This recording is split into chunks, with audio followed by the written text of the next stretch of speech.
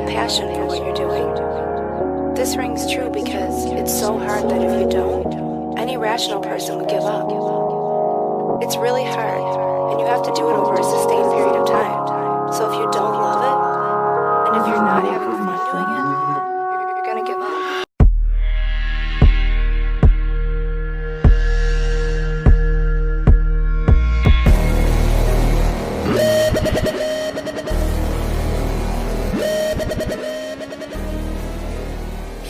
What's up, everybody? Welcome to another episode of Jonsuntitledpod, a partner of MoshPitNation.com. This week's guest is the ever-polarizing Philip Labonte, singer for All That Remains. And with me, as always, is Daniel Terry. How are you doing? Oh, I'm doing great, John. About to eat lunch, and so I'm super stoked. I'm stoked to be doing this podcast with you. Thank you. I'm bringing you another live interview from the intersection. Yes, there's going to be plenty of background noise. I just seemingly can't get away from it. Yeah, that interview was definitely from the pulsing depths of rock and roll. That's for sure. You were down there in it with the people. Yeah, as I always seemingly have to preface, this interview was recorded while the show was going on.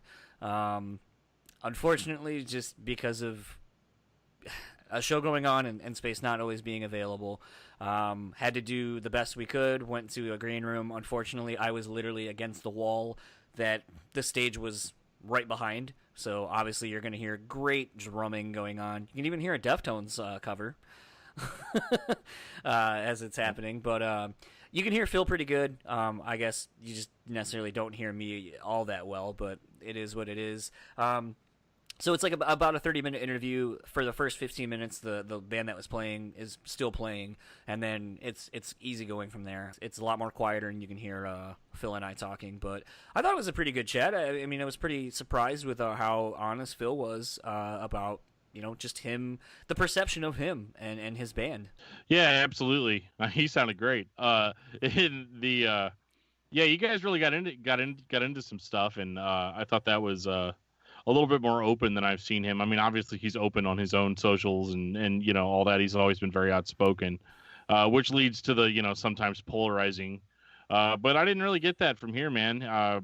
It seemed like a really solid chat, and he answered everything you had for him. There was no weirdness at all. No. And, I was expecting to get like Oli or Mike or, anybody else, but I was pleasantly surprised when they were like, yeah, you got Phil, and it's like, oh man, like this should be really good, because like you said, he's known for being very vocal about how he feels and just being unapologetically himself, and that's either the thing you love about him or the thing you fucking hate about him, and right. I love the fact that he just doesn't care either way. Like, it's really refreshing in a day and age in the PC climate we live in, that to see someone just kind of be them. Yeah, no, it was definitely really insightful. I liked your guys' story about the MySpace and all that, like, talking about so you're like I actually sent you a message, on I guess they were called messages, direct messages, and you reposted it or retweeted or yeah, I don't whatever. know. I was you trying to MySpaced it. Yeah, I was trying to remember what the term was, like, when, because they weren't blogs, they were like, I forgot what they called them when you made like this long, what they are now, blogs, but I think they were just called notes or something. I can't remember exactly what they were, but yeah, we're just old. Absolutely. But yeah, no, it was really cool, and some of the different things we got into. But I know we are kind of habitual at talking about the interview leading up to it, and so I'd like to just get right to it. And here's my chat with Phil Labonte. Again, pardon the background noise for about the first 15 minutes, but after that, it's smooth sailing from there.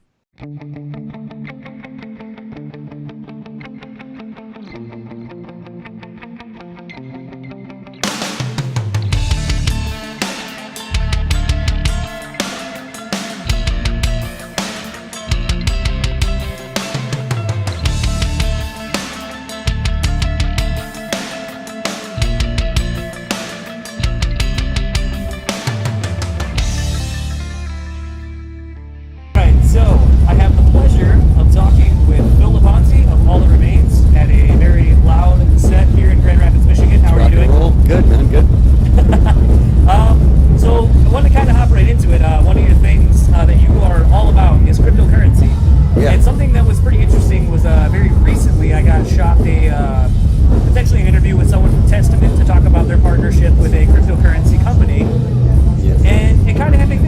has that ever been something that you would ever align yourself with? You as a person or the band? I don't know if I would align with. See, right now, the crypto kind of space right now is really full of a lot of.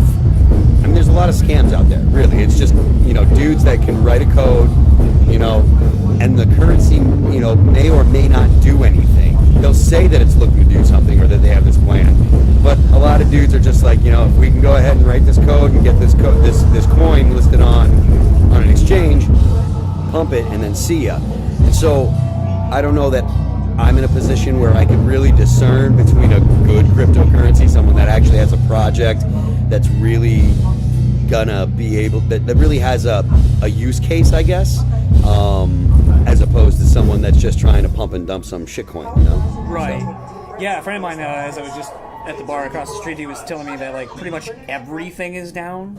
Oh yeah. And we're at yearly lows right now, but that just means it's a good time to buy. Well, I was going to say, I mean, anything that's sort of an investment-based anything, you're going to have to ride out the highs and lows. I mean, very much like the industry you are in as a whole. Yeah. And it was just kind of one of those things where it made me wonder, outside of even aligning with a brand or whatever, do you, or have you even seen how cryptocurrency has worked its way into the music industry? No, I haven't. I know there's a couple people that are talking about it. I just heard about the stuff with testnet from you. Okay. So I wasn't aware of that until I saw the email earlier today, and so I know there's an EDM guy that's doing something. I think that he's I think so. Yeah. Doing a coin too. But again, these are things that to me, if you don't have a use case for it, if it's not looking to solve a problem, right, then I don't really see. I wouldn't want to endorse it unless it's looking to solve a problem. I'm fine with people that want to go and buy shitcoins on exchanges and hope for it to moon and make a bunch of money. Fine, cool. But like for me, I'm excited about like the concept of a store of value, of being able to exit the Federal Reserve System. I'm a pretty libertarian-minded kind of dude. Right. So for me, it's about a sound money, on the fact that that Bitcoin's not censorable, or it's censorship resistant. It's fairly anonymous. It's not completely anonymous, but if you're looking for privacy, there are privacy coins. But again, that comes back to the thing that I was saying, where like Monero is a privacy. The point of that is to be used as a medium of exchange that can't be traced. Right. So there's a good use case for that. Like Dash or Litecoin, the point of those is to be able to be fast. It's basically what it is. So that Bitcoin does have there is some wait time when it comes to using Bitcoin and stuff. Bitcoin as a store of value, I back that. The thing that really impresses me the most about Bitcoin itself is the fact that it was bootstrapped. Like no one said this is worth something until someone said, "I'll take that." Until Bitcoin, the pizza, the guy that bought the pizza for whatever 10,000 Bitcoin or whatever, So it's been kind of funny because, like, admittedly, I'm not super into as far as knowledge on Bitcoin and cryptocurrencies, but me being me, I try to find a parallel that makes it more palatable to me. And so it's like all I kept coming up with was like, it's really weird because I feel like cryptocurrencies definitely would appeal to someone like you who's slagged it out over a long period of time, and it's not necessarily about cashing in right away. It's about the long term and the long play and all these kind of things. And I was like, oh, it's kind of weird how indirectly cryptocurrencies are kind of metal in a sense. The thing for me, the thing about, or one of the things about cryptocurrency, it's not, for me, it's not, I'm not looking to make money on cryptocurrency. Right. Sure, if I want to purchase low and if the price, the value goes up, great.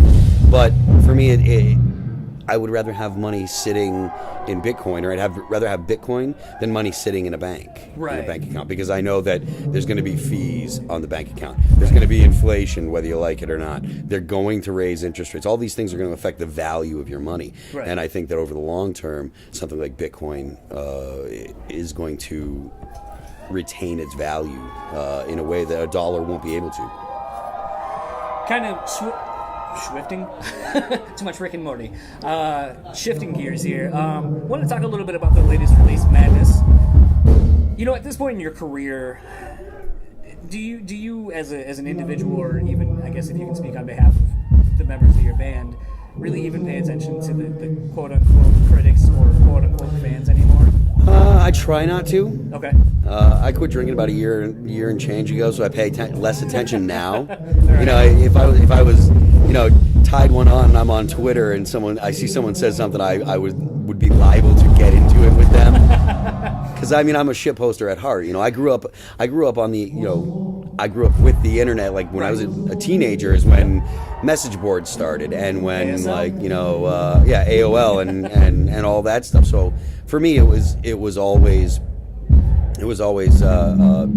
somewhere where I'd go to share my thoughts, and it wasn't like it is today, where if you say something on Twitter, it makes news. Obviously, Donald Trump is James Gunn, yeah, but like Donald Trump is the kind of apex of it right now. If he says something, literally the markets can change, and if he says something on Twitter, that affects global policy of other countries and stuff. Whereas when I got on the internet, it's like you'd trash talk, and it'd be like if you were playing video games and trash talking in the chat room or whatever. It was just part of being online. Whether you're talking about Reddit or whether you're talking about 4chan or whatever. Yeah. I've spent my time on B and on Chae and on the internet and stuff. So I don't really sweat it much nowadays. Right. But at the same time, if someone comes at you with personal attacks and stuff, it is tough to just brush off. I've learned that making friends doing this and having friends in the industry, sometimes when I see things and they're attacking like personal people I know, and it's like, fuck, I just want to create an account and log into Lambgoat and be like, no, you're an asshole, you don't know. Yeah. And like a friend of mine the other day, like I was talking to a mutual friend, and then I was like, oh yeah, this shit happened last night, like, did you see this? And he's like, oh, what did so-and-so say? And I screenshotted our conversation with the other dude to send to the other friend, that like we're all friends but not having the same combo. And then he's like, I don't think you meant to send me this. And I was like, yeah, well, no, I didn't mean to send it to you because it's obviously our conversation I just sent you. But basically, like, it just sucks when I see people talking shit about you. Yeah. And like, I'm just kind of saying, like, it really sucks because I feel like I'm invested as a friend. Sure. And it's like, you don't know this person and you're just talking out your ass. Like, that sucks to see. And so I can only imagine it's, magnified 100% when it's about you. Yeah, like I said, most of the time I can just let it roll off my back, whatever. Right. And I don't pay attention to like I'm not following a lot of like metal news sites or anything. Right. Like, that's not really that's not my thing. If there's a band that I care about that's got a record coming out, I'll know about it. I don't need to be told by whatever metal site or whatever. Right. So I try to avoid it just because I don't want to get drawn into it. And again, I try to avoid it more nowadays than I did, a year or 2 or 3 ago or whatever. So kind of speaking to that, something, and I'm going to reference a very quick story that you're probably not even aware of because it's more commonplace for you, but way back in the MySpace days. MySpace. This is going back. Yeah. I had sent you a message because we were friends, and I don't remember what the record was at the time. I think it was The Fall of Ideals, and I was like, man, this really got me through, like, my grandmother passed away, the song really helped me, blah, blah, blah. I'm sure you get this all the time, but just if not, and you're having a shitty day, someone's, slagging on you, whatever, just know that all the hours spent away from home, all the things you've missed, blah, blah, blah, like, it means something, at least to me. That's cool. And, well, then you shared it on your, whatever those things were. Oh, really? Like they weren't blogs, whatever they were. The pictures and stuff I think you could do. I'm not sure what, I don't remember either. It was a long time ago, man. Yeah, it wasn't like a message and it wasn't a blog, it was whatever the fuck they were then. But I remember just being like, wow, I can't believe, like, because you were like, this is what it's all about. Sometimes, like, playing sold out shows and all that shit is worth it, but like sometimes it's these things, like when, like you said, like when I get slagged on or people are shitting on me, that it's like these are the kind of things that make it worth it. Yeah. And so kind of as a result, something I've always admired about you as an individual is how unapologetically you are and have always been. I'm just a dude. Like, the thing is, like, there's too many people in that. Now, I don't want to say too many, because I don't want to speak. I'm not trying to tell people what they should or shouldn't do. Right. But for me, like, I'm not a very good rock star. Like, the guys that have, you know, they don't say this, or they don't want to say that, or they don't want to, you know, they're really careful about what goes out to public because their image is. I'm not an image guy. Right. You know, I mean, if you see, I mean, you look at pictures of us on stage, and I mean, we're not the band that really kind of gets dressed up in a getup. Right. You know, our thing has never been image. Our thing has always been just like go up there and play, and that's what we do. So, I mean, I remember when I was a kid, like, I dug Metallica, and I dug the fact that, like, I dug the thrash bands, and I dug the fact that they just would be walking around wearing the same clothes that they're going to wear on stage, because they never seemed like they were trying to put on airs. They always seemed like they were regular dudes. And the same thing with death metal bands. Like, and I was into, like, that's what I was into when I was a kid. I never got into the black metal scene and all that stuff, because I thought the face paint and all that extra theatrics was silly. Right. You know, I think it might be because of the fact that the New England metal scene was so mixed with hardcore too, and hardcore very much doesn't put on airs. They don't get up there and put on a show that like that. It's not a theatrical show. It's them getting up there playing music, and that's what I always thought was cool. And for me, I always just wanted to be me playing shows. And if someone talks to me or sends me a message, if I answer, if I have time to answer, if I feel like answering, you're not getting some canned thing from a publicist. You're getting exactly what I think, and you're talking to the same guy, you know? Yeah, but it was more to me in looking at your career, looking at you as the individual, and being one that's pretty active on socials and so forth, that I feel like sometimes you have become various sites of punching bags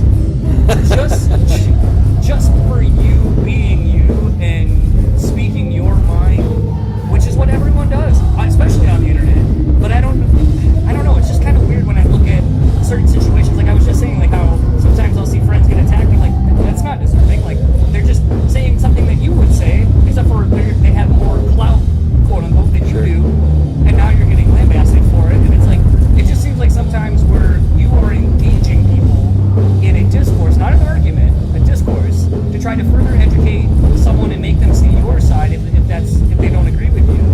And then it just turns into, you know, Phil from All That Remains, Stu as a fan, blah, blah, blah. It turns into put out the fall of ideals again, asshole.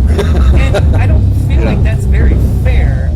And, I mean, I'm looking at it probably from the completely wrong Well, I mean, perspective. life's not fair, first of all. And Yes, you know, very people much. are going to say what they're going to say. I mean, the fact of the matter is, I understand why there are so many people out there that don't engage with fans on the internet. Right. Unless it's under a very controlled, you know, in a very controlled situation, because that'll happen. People are going to say, oh, look, I can take this and make a headline out of it and I'll get clicks. And that's all it's about, is just getting clicks.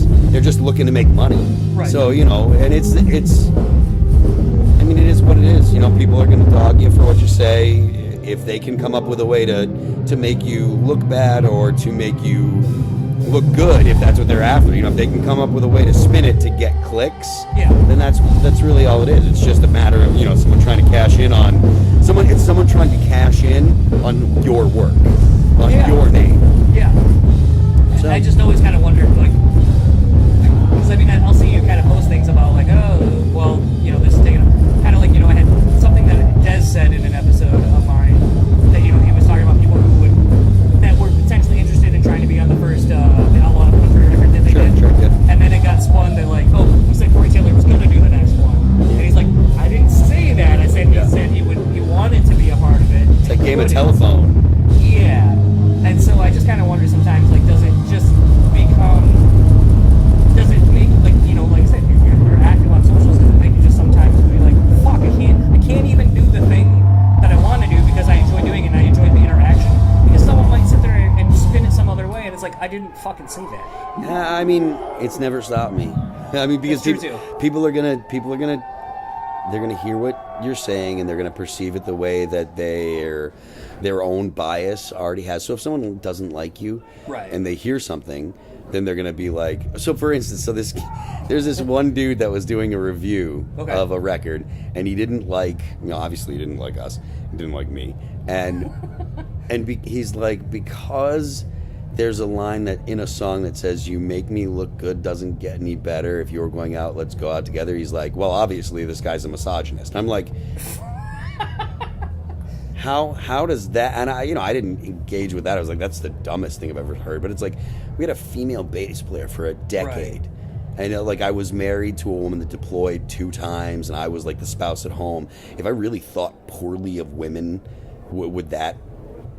So this one line Right. is what makes you think that I'm a misogynist, even though there's all these actual things where I've been like, like we've had females in the band, and how is it that you could possibly, Right. put that together? But again, I think that it's more people just looking for a reason to knock you than anything else. So Yeah.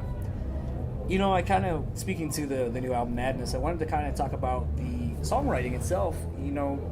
This record in particular, I saw a lot more influences coming through that, with the band's evolving sound. I mean, it's funny, I just had Matt Dice on. Oh, really? And he actually picked a song from The Darkened Heart to end the episode out to. Cool. What song?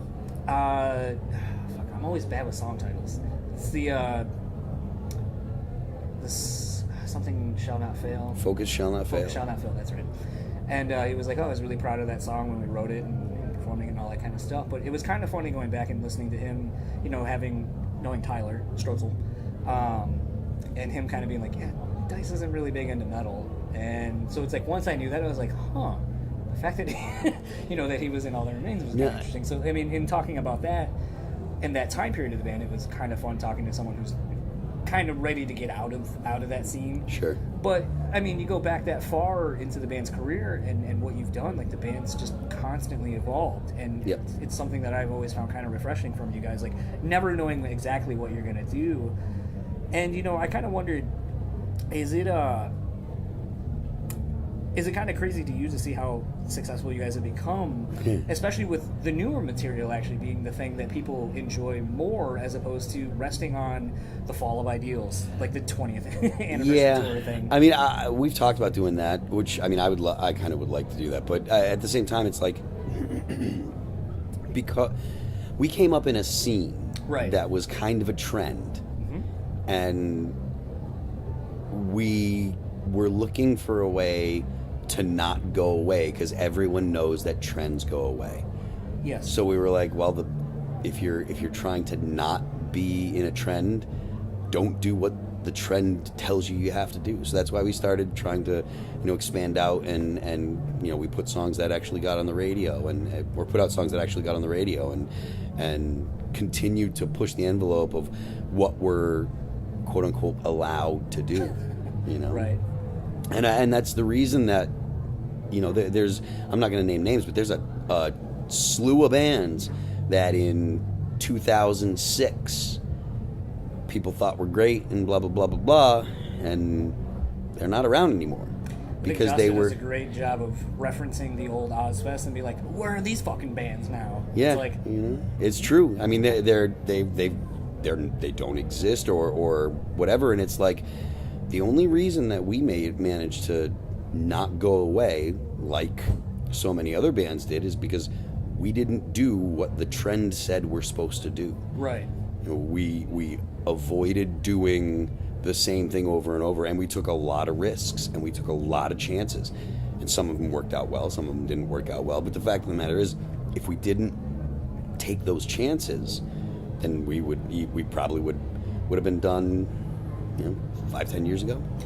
Yeah, I definitely think, I remember when Overcome came out and I was like, wow, like 2 weeks being like the lead off single, it was almost like you took some of the stuff that you were doing, like the more accessible things off of the Fall of Ideals, but like really expounding upon those ideas. It was really interesting because I was like, I feel like the band's finally, and I don't know how much of that is to also deal with, working with Adam Duke. Well, Adam didn't produce that record.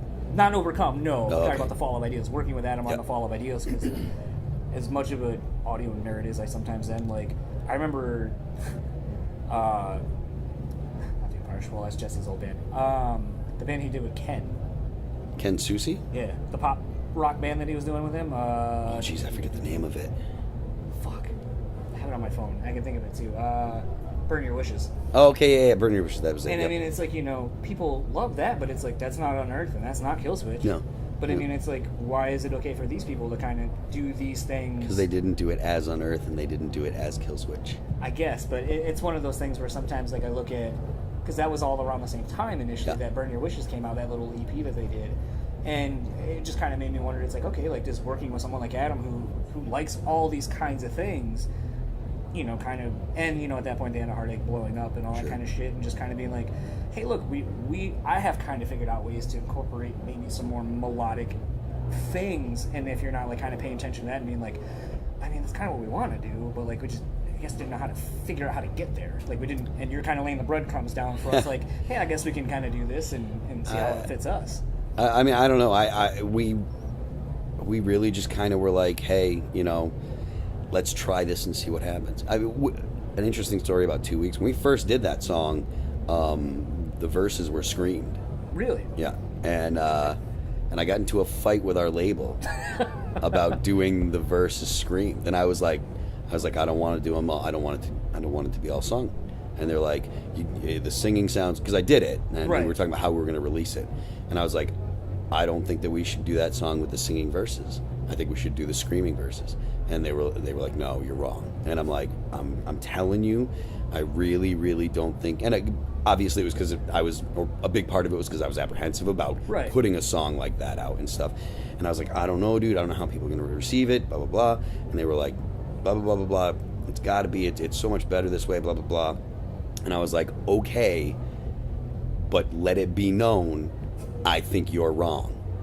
And I got into a big fight with the owner of the label at the time, and he was mad that I wouldn't say, okay, you're right. Because I said, I was like, okay, defer to you, but I'm just saying, I think you're wrong. And he was, that fight went on because I wouldn't say, okay, yeah, you're right. And then, you know, I was totally wrong, and which is great. I mean, I don't know that I've ever been happier to be wrong. Does that original version exist somewhere? Maybe. I mean, the screams are on the song. No, well, I mean, so, in the day and age of, like, you know, like A Haste the Day, where they did When Everything Falls, and there's the video/radio edit where there's no screaming whatsoever, and then there's the album version, which is the way it was intended to be. I didn't know if maybe there was, like, a league version or something. No. It was just a different mix, so it's the same stuff. Like, if you listen, there's scream. I doubled all the vocals, and the screams are there, so it was just a matter of where they were going to be placed in the mix. So, kind of also speaking to, you know, a little bit about the expansion on the sound on Madness. I don't know if the band is at demo stage already, thinking about the next record. Record's done. Oh, all right. It's been interesting that happens a lot more often than I anticipate. How far out? Because I mean, it takes a long time to write a record. It does. But, you know, a lot of people keep it close to the chest, and they're not like, oh, you know, like Suicide Silence. Apparently, they've already got their new record done, written. Really? It's not recorded, but it's ready to go. But I mean, when he told me that, I was like, holy shit, you guys got a whole record ready? He goes like, yeah, I think it's like 12, 14 songs. Fuck. But I was gonna say, like, you know, in light of the expansion of the sound on Madness, how well it came across, you know, the execution of it on the record, does it excite you to try to want to push yourselves into those directions even further, just to really see what the band's capable of doing, whether it be vocals or even, you know, musically? I don't want to start talking about what the new record sounds like yet. Fair enough. See, I don't really want to get into like what because we haven't talked about the new record publicly at all. Really, to talk about. Maybe like we got one or two demos that we're working on. So at that point, I figured it wasn't very far along. No, there will be a new record soon. It'll be out. It'll definitely be out next year. Okay. It'll be available early part of next year. I'm not sure when the release date's going to be, but I don't want to get into that just because I don't want to spoil the surprise. Yep. So. No, that's fine. I guess we can leave that there and move on to the Thunder Rolls. Yeah. I mean, I love cover songs, like unapologetically. Like I sometimes love covers more than the originals. Sure. Yeah. One of my favorites probably being the cover of Frau Frau's "Let Go" by Static Lullaby. Mm-hmm. And so to me, it's like the thing that makes a cover great is being able to either take the original source material and just kind of making it your own while still being true to the original. It's very hard, really. I don't think people realize how hard it is. Yeah, because you have to walk a line. It's like you end up, if you try to make it too close to the original, then you end up sounding like a bar band doing it. Yes. And it doesn't have the character that hopefully your band has. Right. You know, that it doesn't sound like your band doing that sound. It sounds like any band doing that song. If you don't, put something of yourself into it. So I kind of wondered, what made you choose that one, and were there any other covers you were tossing around at the same time as, like, oh, we got these three, but this is the one we're most confident with? Nothing recorded. We only thing we recorded was the Thunder Rolls. Right. And we talked about other songs, and we, like, our label did, and the guys would come up with ideas and stuff.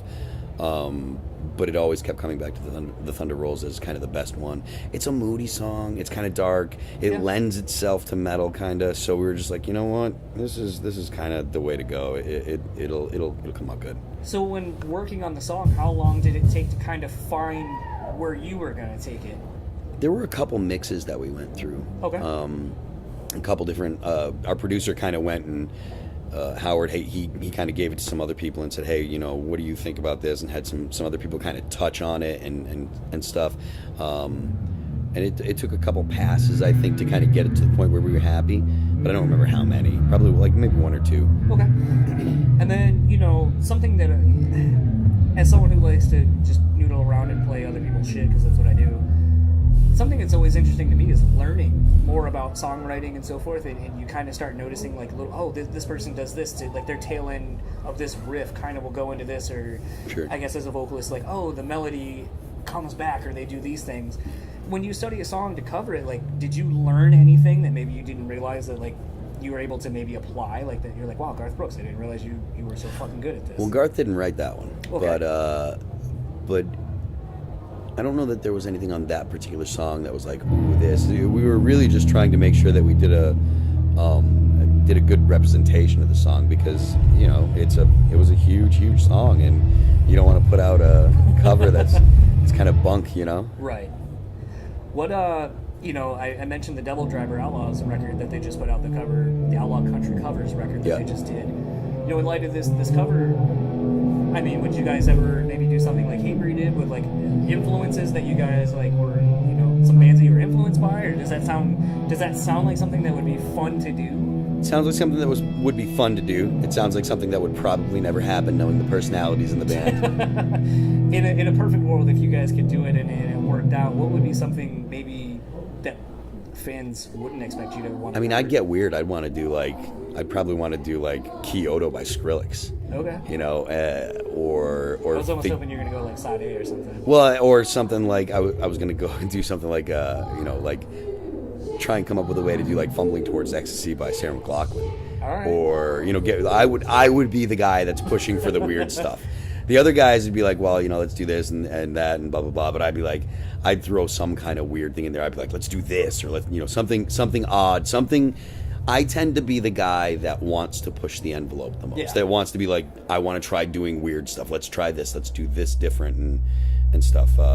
So I would definitely be like, yo, let's do Kyoto by Skrillex. It'd be badass, because that's heavy, Yeah, I'm in the same boat. A lot of times people will listen to, like the other day, someone got in my car and I was listening to Aaliyah, and they're like, nice. Like, I work for a screen printing company, we're making some Aaliyah shirts for Spencer's, and someone's like, yeah, I can't believe they're giving her a shirt. She only has, like, one song. And I was like, fucking bite your tongue. She has, like, 8 or 9 jams. And they're like, name them. And I was like, cool, this. And you're like, yeah, I forgot about those. And I was like, yeah, fuck you. Yeah. She's got fucking hits. Yeah. But kind of been wrapping this up since another band's playing and you got to get ready. I'd like to end these episodes out with a song. So what would you like me to play the episode out to? And where can people find you and or the band? You can find me on Twitter. It's @PhilThatRemains. Same thing with Instagram. Also on YouTube, I got a YouTube page. It's @PhilThatRemains. The band is at ATRHQ on Twitter. The band is All That Remains on Instagram, Facebook. I don't have Facebook because screw Mark Zuckerberg.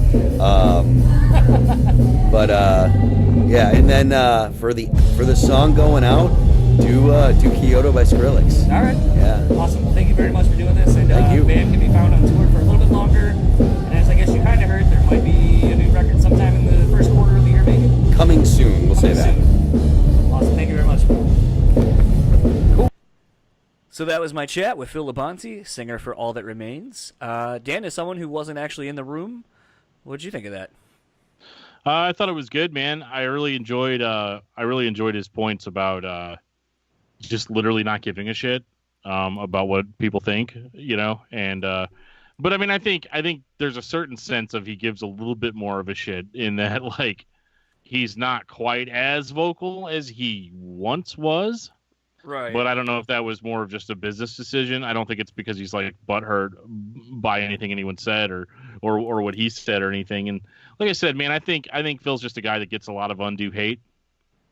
And like, you're just basically, like he said, he's like, I'm just a dude, like, and unfortunately that's what people hate. They don't, everybody wants you to live up to this like insane level where you're 100% politically correct about everything, and you're, on some level where you're thinking about 700 different issues around every single word that you say. And so that was what I got the most out of that about that interview. And I think I think he was stoked to do it, because I think he's probably done a lot of interviews lately that have been a little bit more kind of have some hooks in them, like trying to get him to fuck something up, which is also what you guys talked about, how like they're looking for the most quotable fucking thing that he's going to say and spinning it whatever way they want, and basically just trying to profit off of his name, off of his work. Yeah, I mean, the interesting thing is about that was, we talked a little bit about cryptocurrency in the beginning, and I just had a really good idea for if All That Remains does a cryptocurrency. Instead of you checking your cryptocurrency balance, it will just literally tell you how much remains of your. So that would have been my. Well, when I tag Phil in this, I'll definitely put that joke in there. I tell him listen to the outro so you can hear Dan's joke. Nice. But no, I think the other thing, too, that was pretty interesting was finding out that apparently there's a new All That Remains record that's already done, written, recorded, and coming out sometime early next year. Yeah, that was, damn. I mean, they're just getting their shit done early and going home. I mean, in a day and age where it seems like a lot of bands take forever to get a record done, and just milk the touring cycle for all it's worth, Lamb of God being one of those. But I think, when you get asked to do the final Slayer tour, you're not going to turn that down and to be like, well, we really need to get this new record done.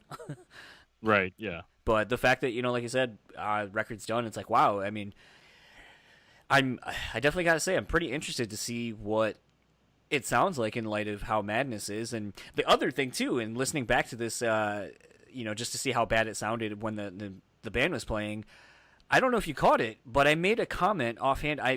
I made the wrong comment. I was trying to say something else, but I somehow was saying, like, people would like you to basically just do a Fall of Ideals, anniversary tour. And I was basically just saying, like, bands who tour off of their past successes as opposed to constantly putting out new material and finding success with that where people want to hear those songs more. And then he goes, yeah, we've talked about doing something like that. And I don't know if you caught that, but when I listened back, I was like, oh, fuck, I asked a question that wasn't the question I meant to ask. But then he was like, yeah, we've talked about doing that, and it would be fun. So, I don't know, maybe coming up in the next couple of years, maybe we might see a Fall of Ideals or This Darkened Heart anniversary tour. Never can tell. Be interesting. I wonder if that would shut the haters up on, like you said, put out the Fall of Ideals too. Well, if we just did the Fall of Ideals tour, would that satiate the people who just want to hear that? I'll tell you from personal experience, you will never satiate the haters. We are strong in our resolve and will always find something to shit on. It is amusing, too, that Phil is such a shit poster himself, like you said. That it's funny that a shit poster and a dude who likes to just, speak his mind gets so much hate, because it's like, well, why aren't you embracing one of your own? Right, absolutely. Well, it's because similar minds tend to butt heads. They don't really get along that well. If somebody's out there just trying to start shit, and then there's somebody else out there trying to start shit, you're like, no, motherfucker, I'm the shit disturber in the room now. So it just happens, and because like that's what's gonna happen. Like, with guys like us, every word that we say at some point, if we hit a certain level of popularity, every word that we say is going to be scrutinized. And I guarantee if they go back and listen to discography discussion, they're going to find a fucking gold mine of shit, like, and I'll be saying the same thing. Don't give a fuck. Don't give a fuck, because that's really all you can do. If you give a fuck and put your life on pause and start trying to please people, like, who has time for that? Certainly not Phil. No. Certainly not Phil. And you know what? He's living his best life right now. Yeah, he's already recorded a brand new fucking album. Yeah. Yep. That's called not sitting around and being worried about it. Yeah. So I'm very interested to see how this new record sounds. Very interested to see the reaction to whatever it is when it comes out. I didn't have a good segue, so I'm just going to say that this is where we're going to start wrapping up our outro and get you to the end of the episode here. Dan, where can people follow you? You can follow me on Twitter at DiscussMetalDan. You can send me an email at discussmetaldan@gmail.com. And you can find my other podcast, Discography Discussion, at discussmetal.com. And if you would like to keep up with All That Remains, you can find them on Instagram and Facebook at All That Remains. Twitter is at ATRHQ. And if you would like to keep up with Phil himself, he doesn't have Facebook anymore, but you can find him over at Instagram and Twitter at Phil That Remains. I'm going to go ahead and tease this a little bit. When I was at the show, was talking with Aaron Patrick, the bass player of All That Remains, and I think when the tour's done, we're going to have him on the show and talk about... because he was the tour manager for the tour itself, so I'd like to have him kind of come on and talk about being in a band and wearing many hats and all that kind of stuff, and maybe he can talk about all the working out he does on the road and staying in shape. And so maybe we'll have him come on in the next couple of months or so. And if you would like to keep up with the podcast, you can find us on Facebook, Instagram, and YouTube at JonsuntitledPodcast. Tweet at us at JonsuntitledPod, and email us at JonsuntitledPod@gmail.com. If you would like to keep up with our partners over at Moshpit Nation, you can at moshpitnation.com, Facebook at Moshpit Nation West, capital M-I, Instagram and Twitter are simply Moshpit Nation, and if you would like to keep up with our ever-present show sponsor, The Bean Bastard, you can find them at thebeanbastard.com. Pick up all kinds of delicious coffees there. Find them on Facebook and Instagram at The Bean Bastard. And we're going to play the song out to Kyoto by Skrillex, as you heard Phil say. So crank it up, get your wubba wubba love dubs going, and we will talk to you next time.